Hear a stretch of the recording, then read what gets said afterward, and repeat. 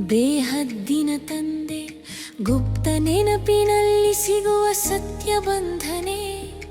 ನೆನಪಿನಿಂದಲೇ ನೆನಪು ಸಿಗುತ್ತದೆ, ನೆನಪಿಲ್ಲದವರಿಗೆ ತಂದೆಯು ಹೇಗೆ ನೆನಪಾಗುತ್ತದೆ. ಮಧುರ ಮಕ್ಕಳೇ ಶಿವ ತಂದೆ ನಮ್ಮವರು, ಆತ್ಮರ ತಂದೆ ಶಾಂತಿಯ ಸಾಗರವರು. ಓಂ ಶಾಂತಿ ಓಂ ಶಾಂತಿ, ಬಿಂದು ರೂಪದಲ್ಲಿ ನೆಲೆಸೋಣ ನಾವು.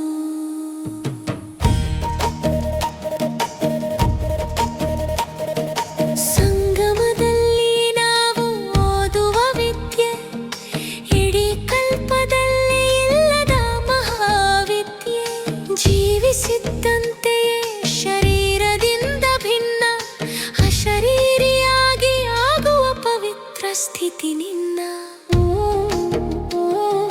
ಕರ್ಮ ಮಾಡುತ್ತಾ ಕರ್ಮತೀತರಾಗಬೇಕು, ಶವದಂತೆ ಶಾಂತ ಸ್ಥಿತಿಯಲ್ಲಿ ನೆಲೆಸಬೇಕು. ಮನಜೀತರೆಂದು ಅಲ್ಲ ಮಾಯಾಜಿತರಾಗೋಣ, ಕಾಮ ವಿಕಾರ ಜಯಿಸಿ ಜಗಜ್ಜೀತರಾಗೋಣ. ಓಂ ಶಾಂತಿ ಓಂ ಶಾಂತಿ. ಶರೀರ ನಾನು ಅಲ್ಲ, ಆತ್ಮ ನಾನು ಎಂದು.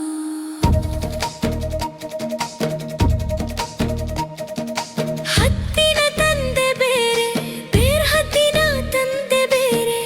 ಈ ಸತ್ಯ ತಿಳಿಯದವರೇ ಅಜ್ಞಾನಿ ಜಗತ್ತಿನವರೇ. ಶಿವ ತಂದೆ ಎಲ್ಲ ಆತ್ಮರ ತಂದೆ. ಆತ್ಮಾನವೇ ನಮ್ಮ ಜೀವನದ ಧನವೇ.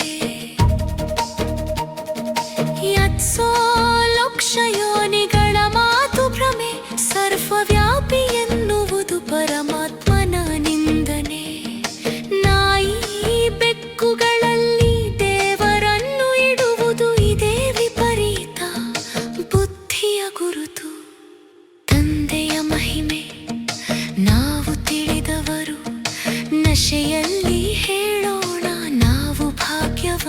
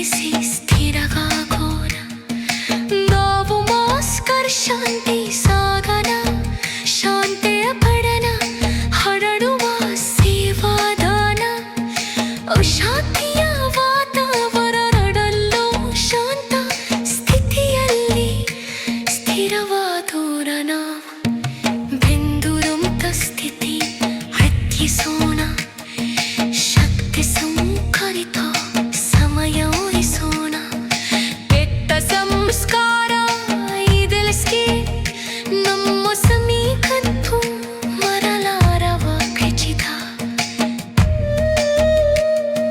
ಜಿಟ್ಲ